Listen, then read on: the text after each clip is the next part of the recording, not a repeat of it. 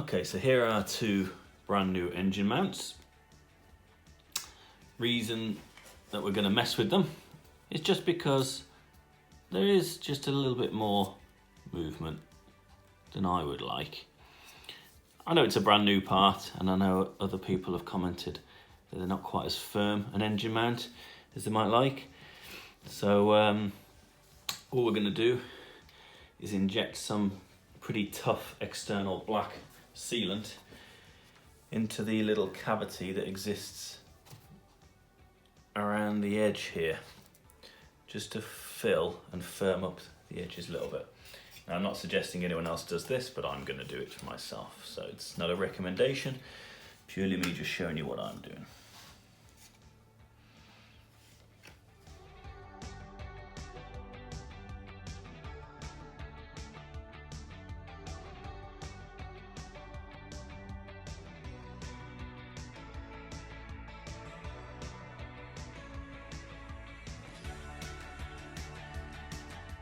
So what we've ended up with are two engine mounts with a load of black gunk around the edge.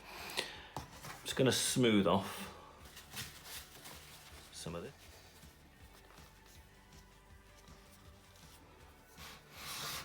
There we go. Doesn't have to look good, although it doesn't look that bad either, I would say. Right, let's let it cure for at least a day or so, I would say, and then we'll fit them. Okay, so I'm going to take full advantage of the sunshine. It's really not warm, but it's at least not chucking down with rain. So I'm going to get the motor mounts done. So I've got two front engine mounts to replace, and also the centre rear transmission mount. And it's just a big piece of rubber basically. So let's get the car jacked up and get it done.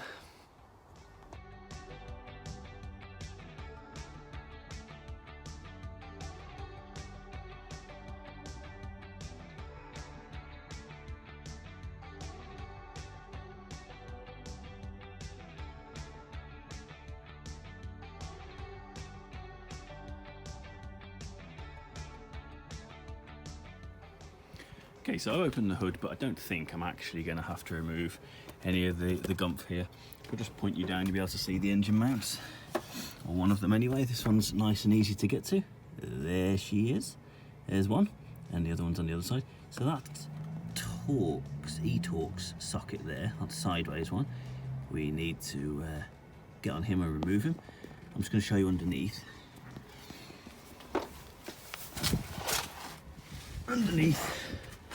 Car's jacked up on axle stands, and I'm going to use this little scissor jack with a block of wood to just take a bit of the engine weight from the sump underneath, just to push up gently, and we can release the engine mounts from the engine and then unbolt them. There are actually a fair bit of space on these F10, F11s to do it.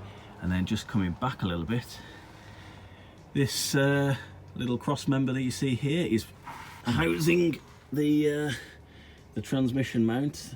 You can just see where the back of the gearbox comes out there. So we're going to remove this, and then underneath there is our transmission mount. It's a doddle to get to that one, we'll do it last. So let's get the engine mounts done first. Off we go.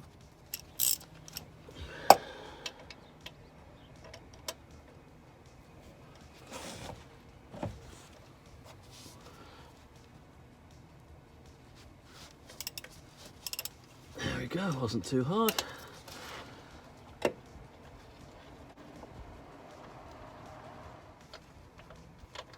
There we go. So there is our sideways bolt that holds the top of the mount to the engine. Let's just move that out of the way.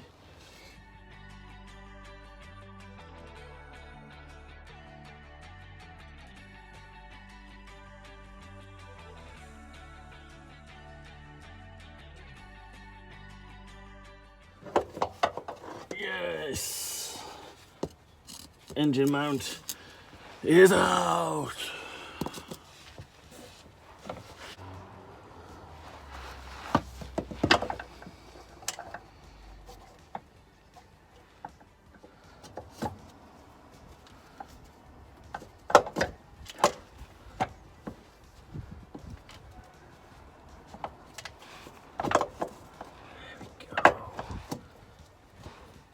Just while I'm swapping over to the other side, this is the passenger side So that's the left-hand side for the UK. Engine mount that's just come out. Now, when I just wiggle this a minute,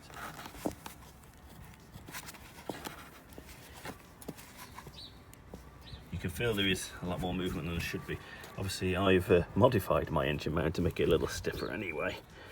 It's a lot stiffer than the one that's come out anyway. So let's go and get the other side done.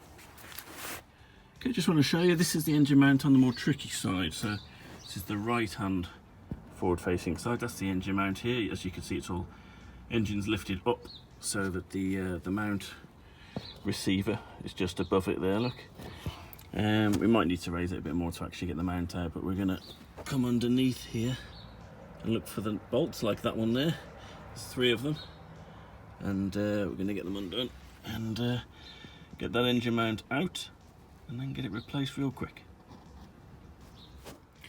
So it's difficult to show this job because I'm quite cramped under here. That is the starter motor, and if I turn to my left, I don't know if we'll be able to focus on it, that is the underside of the UK driver's side engine mount. So here is one of the bolts that I'm just putting in now. There's one that's already in, and there's the other one that's in there. So yeah, that's the new engine mount that's in. Just bolt this underside, these 3 bolts in place, and then from the top side we're going to let the top part of the mount drop into the receiving part in the engine there, and then put the final sideways E-Torx bolts back in, and then we're done, and then we can get onto the trans mount, which is back there. So let's just get this one finished off now, and on we go.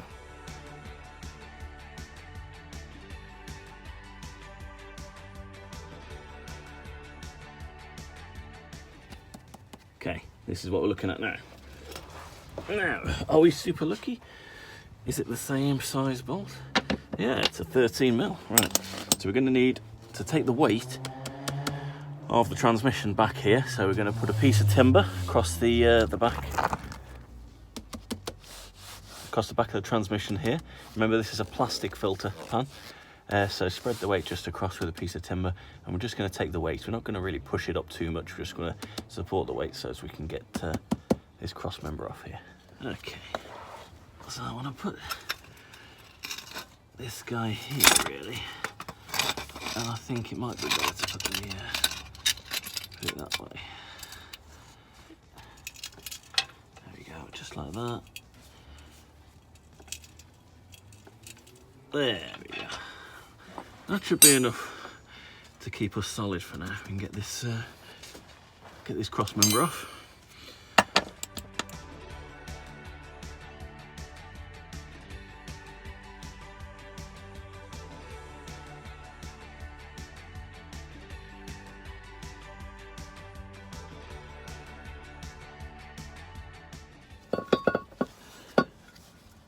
You have to twist it slightly to release it from the rubber mount. Okay, now this little dude is what we're replacing. Now, can I show you how damaged my one is? You probably can't quite see how bad it is from that angle, but if I show you from here, yeah, it's got worse since I actually did the work on the car, but that's just another reason I definitely need to replace it. There we go, let's get it out anyway. Before.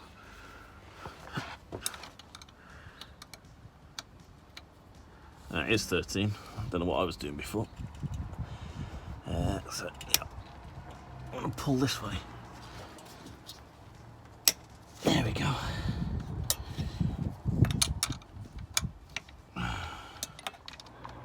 There we go. Nearly off. Come on. There you go. Nearly there, nearly there, nearly there. There we go. Yay. And there's our broken mount. Oh man, look at that. That is knackered. As knackered as can be. Okay, so here is the new mount, by the way. This is your transmission mount. You can see these little rubber lugs sit each side, and it sits up, I forget which way up it goes now, I think maybe this way up. And these are to locate that cross member that we just took off a minute ago. So yeah, that's the mount. It's going to go back up, and let's just get underneath and get the final nut off and get it on. which way it went off. There we go. Oh, look at that. The new one even grips nicely for me.